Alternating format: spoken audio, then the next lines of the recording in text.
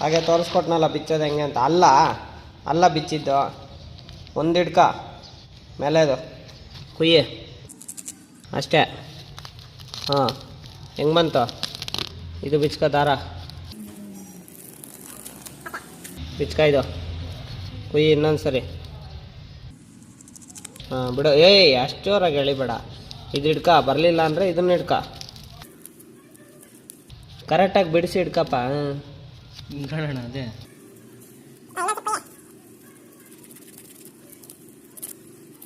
ಹಾಂ ಹೇಳ್ಕ ಅಷ್ಟೇ. ಗೊತ್ತಾಯ್ತಲ್ಲ? ಎರಡೂ ಸೇರಿಸಿ ಎಳಿಬೇಕು.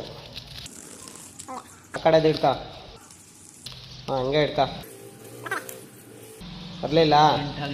ಹಾಂ ಕುಯ್ಯಲ್ಲಿ ಬಿಡು ಸಾಕು ಅಷ್ಟೇ.